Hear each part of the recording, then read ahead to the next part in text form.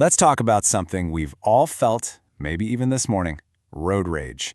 We're going to dive into the intense psychology behind it, and we're using one of the most, let's say, challenging environments on the planet as our case study, Indian traffic. You might think it's all about having a short temper, but nope.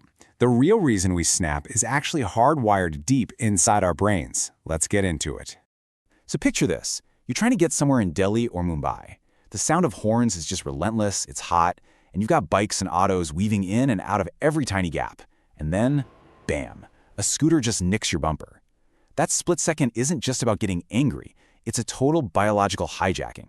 So the real question is, why do perfectly reasonable people completely lose their minds over something so small? To really understand that explosion, we first need to look at what's already going on in your brain before that scooter even gets close. Because here's the thing.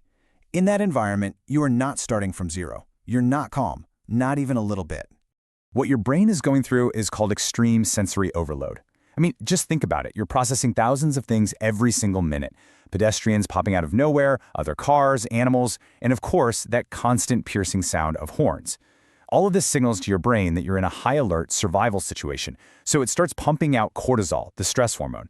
Before anything has even happened, your stress level's already sitting at like an 80 out of 100. And this is the most important part to get. When someone cuts you off, your stress doesn't just leap from 0 to 100.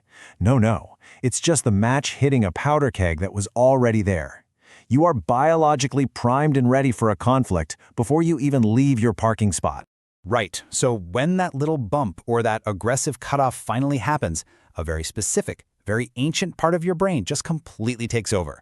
And this, right here, is the absolute core of the road rage reaction. This whole thing has a name. It's called an amygdala hijack. You see, the amygdala is your brain's primal alarm system. It's the part that's always scanning for threats, ready to trigger that fight or flight response.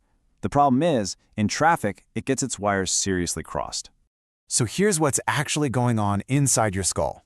Your rational brain, the prefrontal cortex, is already totally exhausted from just trying to focus on driving.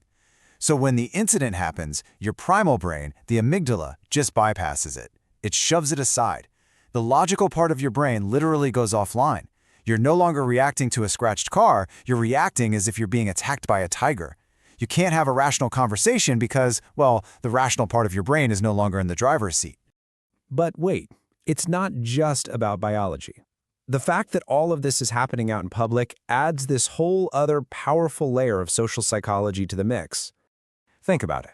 A traffic argument on a crowded street, it immediately gets an audience.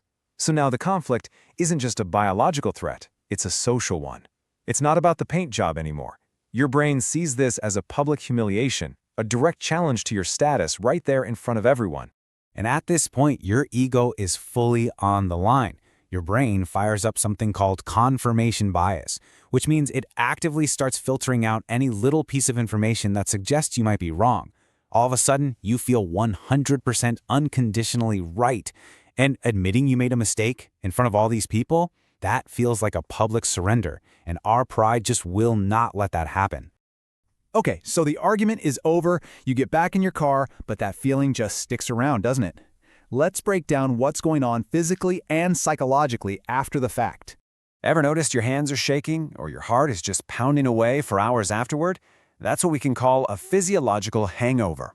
Your body dumped a massive amount of adrenaline into your system to get you ready for a real physical fight, but all you did was shout a bit. All that chemical energy is just bouncing around inside you with nowhere to go. And then the mental conflict kicks in. This is called cognitive dissonance. On one hand, you see yourself as a calm, rational person. On the other hand, you just spent 10 minutes screaming at a total stranger in the middle of the street. To fix that uncomfortable clash, your brain does something really clever. It demonizes the other driver. You convince yourself they were a complete moron, a terrible person, because that's what protects your image of yourself. So, knowing all this, how do we actually stop it from happening? Well, it all comes down to a really simple 60-second reboot to get your logical brain back in charge. Okay, here's the plan.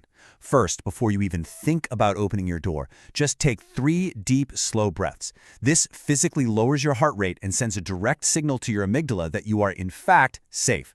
Second, recognize what you're feeling. That anger, it's a secondary emotion. The primary one is actually fear. Fear of getting hurt. And guess what? The other driver is acting out of fear too. And finally, whatever you do, refuse to match their aggressive energy. By consciously lowering your voice, you can actually short-circuit their amygdala hijack. When there's no threat to fight, their brain is pretty much forced to calm down too. So, the next time you feel that rage starting to bubble up, just remember, you're not a bad person. Your brain is just doing what it evolved to do for thousands of years.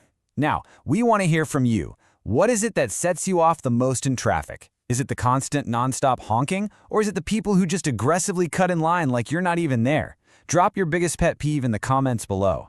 Hey, if you found this breakdown useful and maybe a little too relatable, do us a favor and hit like and subscribe for more explainers on the psychology of our everyday lives. Thanks for watching, and remember, understanding your mind is the first step to mastering your world. Drive safe out there.